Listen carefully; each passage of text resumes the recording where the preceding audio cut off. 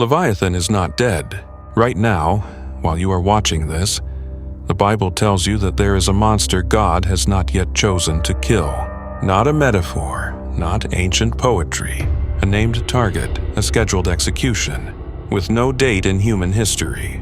Isaiah 27. One does not look backward, it looks forward.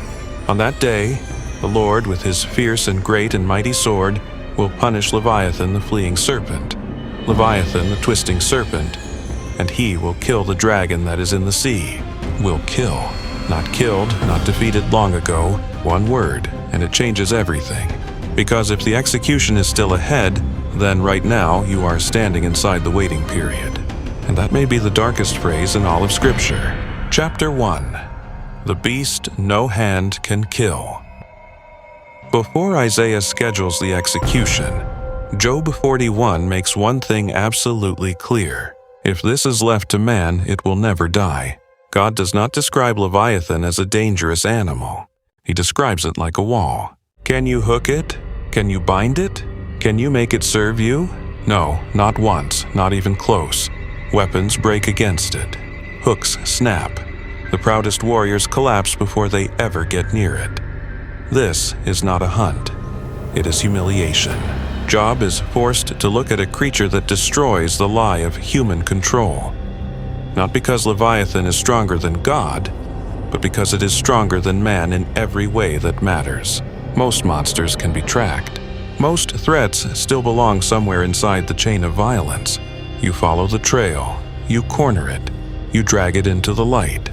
Leviathan rips that comfort out of your hands the moment it enters the page.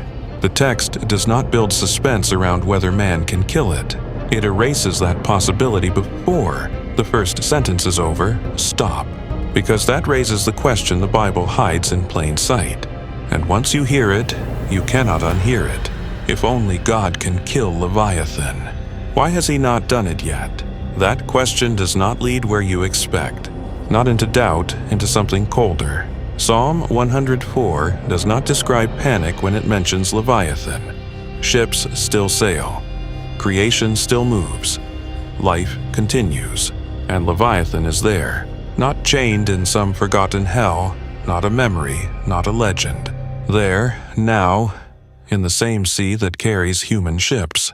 That is a different kind of fear. The beast is not merely unreachable for man. It exists inside a world ruled by God, and God has not removed it.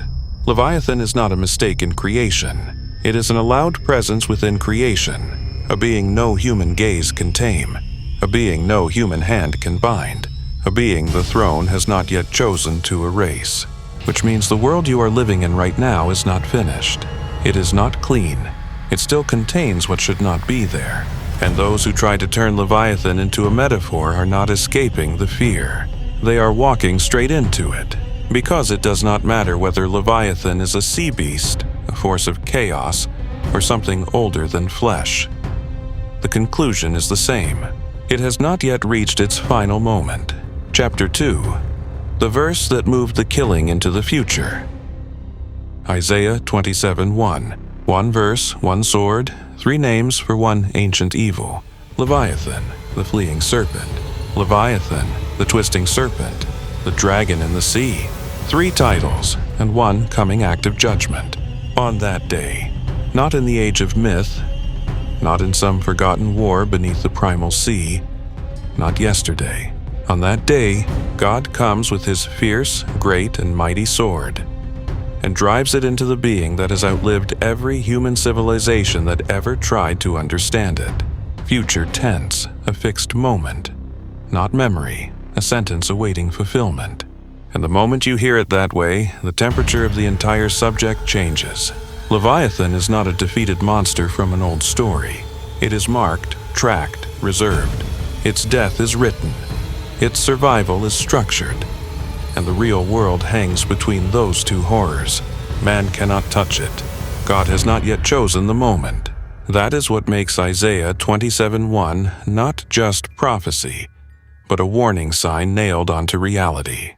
The sword exists. The date exists. The target is named. But the sea is still dark. The creature is still moving, and the blade has not yet fallen. A future death means present survival. Let that settle. A threat can be known and still remain active. Judgment can be inevitable and still be delayed. A target can be doomed and still be moving. The mind can survive a battle. It can survive a wound. It can bury a memory. What it cannot survive is a sentence hanging over reality without falling. You know Leviathan is marked. You know the sword is real. You know the outcome is not in doubt. But you do not know how long the sea will continue carrying what God has not yet killed. That is the specific horror of Isaiah, not uncertainty at the end. The horror of waiting, because delay in judgment is never permission. It is structure. It is design. It is the abyss between verdict and execution. And every generation in human history has lived inside that abyss. A dead dragon gives closure. A scheduled death gives dread. Chapter 3: Why the waiting period is the real horror.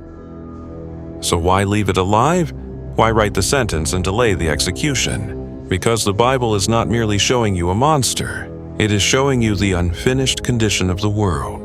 The chaos that existed before creation, the deep, the darkness, the primordial void, did not disappear. It was restrained, ordered, given boundaries. But a boundary is not death, and Leviathan stands at the edge of those boundaries.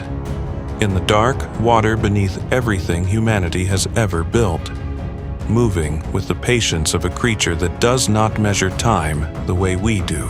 It does not fear history. It has outlived empires. It has watched civilizations rise and fall like morning mist, and it will keep moving through the darkness, through the present moment, through everything we call ordinary life, until the day Isaiah promised, until the sword falls, until the sea gives back what it was never meant to keep, until the waiting period ends. That day is coming, but it has not come yet. And that means some of the oldest monsters in Scripture are not buried in the past. They are still waiting for their final day.